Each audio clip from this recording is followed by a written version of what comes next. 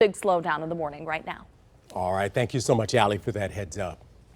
Well, former President Donald Trump still plans to attend the Republican National Convention this week, even after the failed attempt on his life. The former president was speaking on stage during a rally in Butler, Pennsylvania on Saturday when shots suddenly rang out. Trump's ear was literally grazed by a bullet, and he was taken away by Secret Service agents. You could see the blood running down his face. Well, the FBI has identified the gunman as 20-year-old Thomas Matthew Crooks of Bethel Park, Pennsylvania. The shooter allegedly used an AR-15 style weapon, which, according to multiple law enforcement sources, was legally purchased by his father. Investigators say the gunman was shot and killed by a Secret Service agent. An innocent spectator, Corey Comparator, was killed. Investigators say the father of two dove over his family to protect them from the gunfire. Well, we have Team 7 coverage of this major national event this morning. 7 News Detroit reporter Brittany Toulis is live in downtown Detroit, hearing from Metro Detroit voters. We begin, though, with Scripps political correspondent Joe St. George live in Milwaukee, Wisconsin, where the Republican National Convention begins today. And Joe, thank you for joining us this morning. We're still trying to wrap our heads around the fact that our former president, there was an assassination attempt there at one of his rallies. Now, he may have briefly considered delaying the convention this week, but decided it was important to go ahead as scheduled. Will there be any significant changes there? Yes, there will be changes. Former President Trump already on the ground here in Milwaukee, Wisconsin. He came in last night, and he gave an interview, a print interview to the Washington Examiner, in which he said that he's rewriting his convention speech, which is planned for Thursday evening, saying that there's a chance to unite the country, a chance to unite the world together in that interview with the Washington Examiner. So there's changes happening to this Republican National Convention in the wake of, as you mentioned, Alicia, we couldn't have thought that we'd be talking about the near assassination of former President Trump if we were chatting on Friday about our plans for this week. Everything changed on Saturday.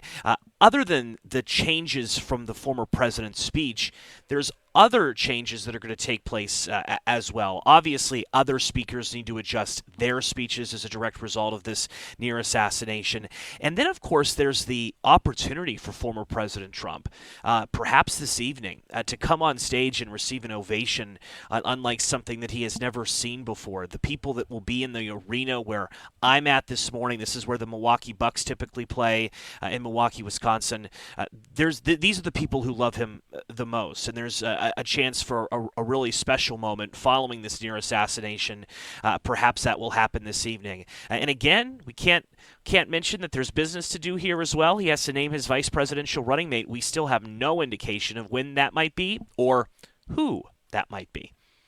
Joe, of course, focusing now on security, the Secret Service is investigating, as well as other agencies, how the attack on former President Trump happened. That is underway. How much tighter is security going to be for this convention? Because we know it was going to be tight already.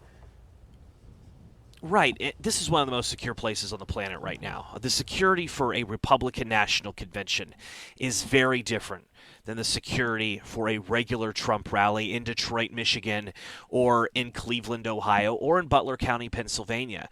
There's a perimeter around this arena in which, to give you a sense, I had to walk 20 minutes from the parking garage that I was assigned. After going through security, the bomb-sniffing dogs walked around my vehicle. I had to pop the hood. They even checked the engine, any bags that were inside our vehicle this morning. So that's the type of security that people are facing. And you just can't attend the Republican National Convention, Alicia. These are invited guests, and where I'm at this morning, you need varying degrees of clearances by the United Secret Service just to be here. So this is a very tight, secure event. The Secret Service is confident in their security plan, but no doubt they are facing scrutiny following the near assassination in Butler County, Pennsylvania, and we will have a lengthy investigation process ensue to figure out what went wrong. The House of Representatives, the United States Senate, already indicating that there will be hearings. And so many Americans want those answers.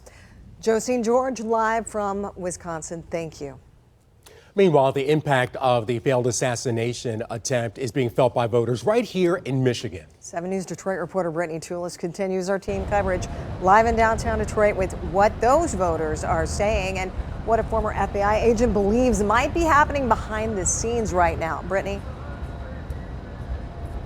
Alicia Keenan, one big question Michigan voters are hoping to get answered in the coming days is how that shooter was able to get so close, 400 feet from the former president, and fire off multiple shots.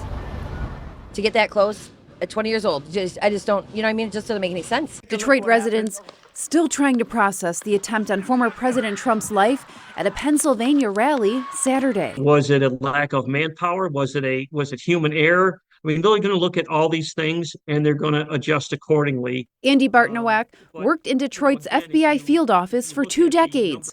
The agency is taking over the investigation into the assassination attempt that injured the former president, killed one rally attendee, and critically hurt 2 others. The suspected shooter, 20-year-old Thomas Matthew Crooks, firing from a roof just 400 feet away. The Secret Service is going to take some heat over this. Look, every time there's an intelligence failure or there's a law enforcement failure, rightfully so, law enforcement is going to be scrutinized, and deservedly so. Crooks was killed after allegedly firing at the former president. Investigators say he used an AR-15 semi-automatic rifle. Explosive materials were also found in his car. The biggest question unanswered right now is why. What was the motive behind everything? President or not, I don't condone violence for anybody. So, I'm glad he was okay. Regardless of what side of the aisle you stand on, this is, repugnant and it's tragic. There was a loss of life. And President Biden also condemned the attack, saying, quote, "It's contrary to everything this nation stands for."